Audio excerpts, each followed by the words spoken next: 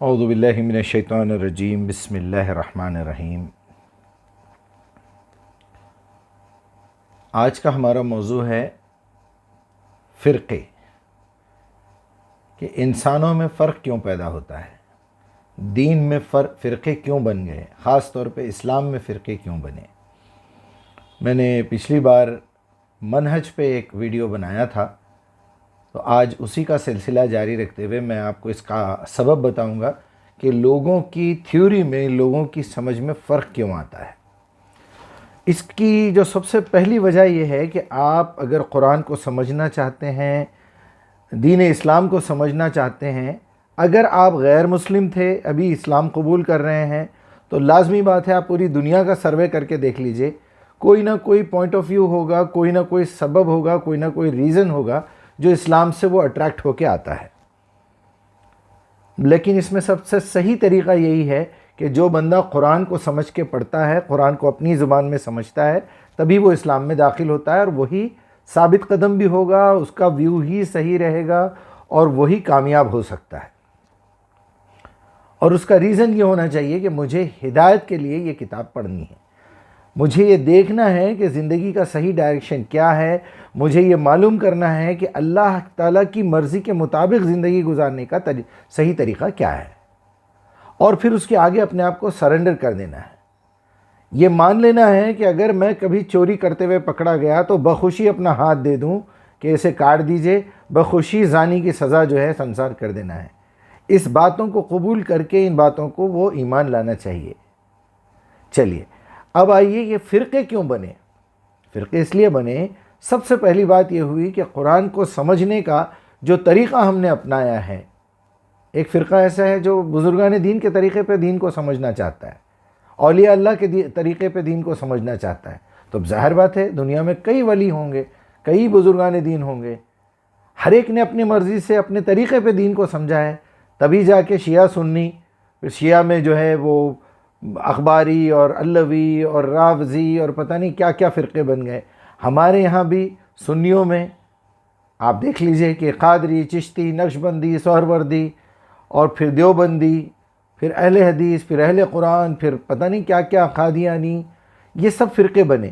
وہ اس لیے بنے کہ جنہوں نے بھی اپنا مکتب فکر شروع کیا، جنہوں نے بھی اپنا فرقہ بنایا، انہوں نے الگ طریقے سے قرآن کو دیکھا، تو اپنا فرقہ بنا لیا، دیکھ لیا کہ میرا ویو بالکل الگ ہے، دوسروں کا آج تک ویسا ویو نہیں ہے۔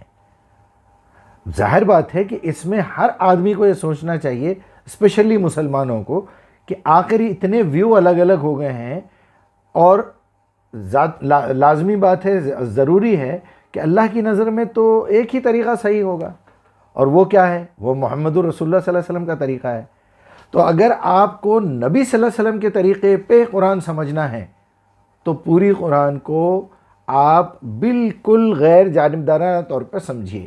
اگر آپ صحابہ کے طریقے پہ سمجھنا چاہیں گے تو جتنے صحابی ہوں گے اتنے فرقے بنیں گے۔ اگر آپ ائمہ کے طریقے پہ سمجھنا چاہیں گے، جتنے ائمہ ہوں گے اتنے فرقے بنیں گے۔ اگر آپ اہل بیت کے طریقے پہ سمجھنا چاہیں گے، ان کے بعد کے سلسلے سے سمجھنا چاہیں گے، آپ کے اندر فرقے بنتے ہی جائیں گے، بنتے ہی جائیں گے۔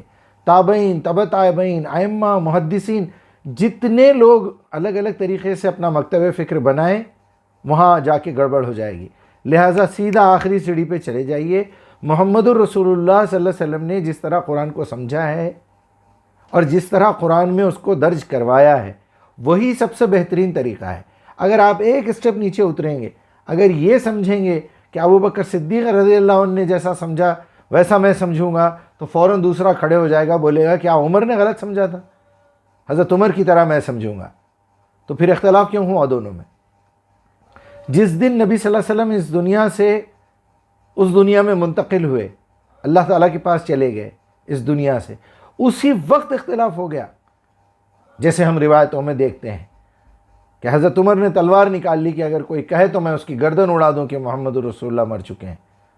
پھر حضرت ابوبکر ٹھہر کے وہاں انہوں نے لیکچر دیا، ایک خطبہ دیا کہ سن لو، اچھی طرح سن لو، جو محمد کی عبادت کرتا تھا وہ سن لے کہ محمد خدمات، کہ محمد کا انتقال ہو گیا ہے، موت آ گئی ہے، اور جو اللہ کی عبادت کرتا تھا وہ یہ سن لے کہ اللہ ہمیشہ زندہ رہنے والا ہے۔ تیسرا کھڑے ہو کے بولے گا میں عثمان غنی رضی اللہ عنہ کے طریقے پہ دین کو سمجھوں گا، کیا عثمان نے غلط سمجھا تھا؟ چوتھا بولے گا میں علی کے طریقے پہ سمجھوں گا۔ اس کے بعد کے لوگ بولیں گے بھائی میں عبداللہ ابن عباس کے طریقے پہ سمجھوں گا۔ دوسرا بولے گا عبداللہ بن عمر کے۔ ایک شخص بولے گا کہ میں حضرت عائشہ کے طریقے پہ سمجھوں گا، کوئی بولے گا میں ابو ہریرہ کے طریقے پہ سمجھوں گا۔ اسی طرح حنفی طریقے پہ شافعی، مالکی، حنبلی، بخاری، مسلم، ابو داؤد، ترمذی، نسائی، ابن ماجہ، ہر شخص یہ بولے گا میرے امام صحیح، میرا معلم صحیح، میرا مترجم صحیح، میری جماعت کے امیر صحیح۔ یہی وجہ ہے ہمارے یہاں فرقے بڑھتے ہی جا رہے ہیں۔ اگر آپ کو قرآن سمجھنا ہے، دین سمجھنا ہے، تو آپ کو لازماً قرآن سے رجوع ہونا پڑے گا، اور وہ بھی غیر جانبدارانہ طور پہ۔ آپ کسی کا بھی ترجمہ پڑھ لیجئے، کسی فرقے کا، یہودی کا اگر لکھا ہوا ہے تو پڑھ لیجئے، کسی غیر مسلم کا لکھا ہوا ہے تو پڑھ لیجئے، کسی ہندو بھائی کا لکھا ہوا ہے تو پڑھ لیجئے، لیکن 2 شرطیں یاد رکھیے۔ پہلی شرط تعوذ، باڈی کو وضو کر لیجئے، غسل کر لیجئے، اور دماغ میں سے تمام گندگی، تمام فرقے تھوڑی دیر کے لیے نکال دیجئے، ہر قسم کی بے حیائی نکال دیجئے۔ اپنی آنکھوں کے لیے استغفار کریے، کانوں کے لیے محفوظ کر لیجئے، آپ کی زبان جو ہے حرام کھانے سے بچ جائے، آپ کے دل میں کسی اور کی محبت، کسی اور کی نفرت، یہ وہ کچھ بھی نہیں ہونا چاہیے۔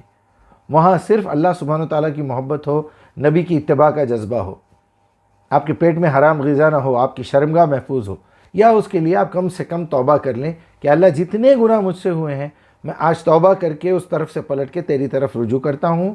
ایاک نعبد و ایاک نستعین، میں تیری ہی عبادت کرنا چاہتا ہوں، اور عبادت کرنے کا طریقہ تجھی سے چاہتا ہوں، اس کی مدد کر دے میری۔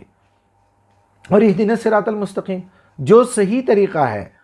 اب یہاں آپ کے پاس برانچز بنیں گے، ہر چیز آپ کے سامنے آئے گی، آپ قرآن پڑھتے جائیں گے، سمجھتے جائیں گے، تو ایک ایک سبجیکٹ آئے گا، پھر اس سبجیکٹ کو قرآن سے ہی دیکھیے۔ القرآن یفسر القرآن، قرآن خود قرآن کی تفسیر کرتا ہے۔ اب چونکہ نبی صلی اللہ علیہ وسلم کے دور میں قرآن نازل ہو رہا تھا، تو کسی نے کچھ سمجھا، کسی نے کچھ سمجھا، وہ آئے اور نبی صلی اللہ علیہ وسلم سے کنفرم کر لیے۔ اس کے بعد کتابیں لکھی جانی شروع ہوئی 150-200 سال کے بعد، جس شخص نے جس طرح سمجھا آگے بیان کر دیا۔ اب نبی صلی اللہ علیہ وسلم تو تھے نہیں، اس کے بعد جن کو بیان کیا امام بخاری، مسلم، ابو داؤد، ترمذی، جتنا سیاستہ کے اور دوسرے بہت سارے ائمہ ہیں، امام ابن تیمیہ ہے، ابن حجر ہے، ابن ہشام ہے، دنیا بھر کے ائمہ آپ کو ملیں گے، 100-150 مل جائیں گے۔ سب نے اپنے اپنے ڈھنگ پہ سمجھنے کی کوشش کی، لیکن جو بات چند دنوں سے میری تحقیق کے بعد میرے سامنے آئی ہے، وہ یہ ہے کہ بنیاد بنانا چاہیے تزکیہ کو، کہ تزکیہ ہی اصل چیز ہے۔ وہ نفس وما سواہا الہمہا فجورہا و تقواہا، قد افلح من زکاہا، کامیاب وہ ہوگا جس نے اس کا تزکیہ کیا اپنے نفس کا، اور اسی کے لیے اللہ تعالیٰ نے کتابیں بھیجی، اور اسی کے لیے انبیاء اٹھائے۔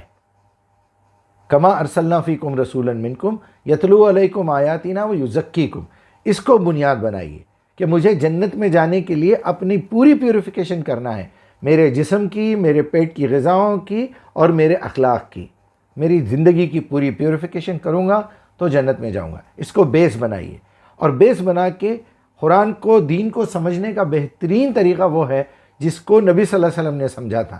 وہ کہاں سے ملے گا؟ وہ قرآن کے اندر سے ملے گا، اور آپ کو اس کا ثبوت آپ کی زندگی میں مل جائے گا۔ وہ کیا ہے؟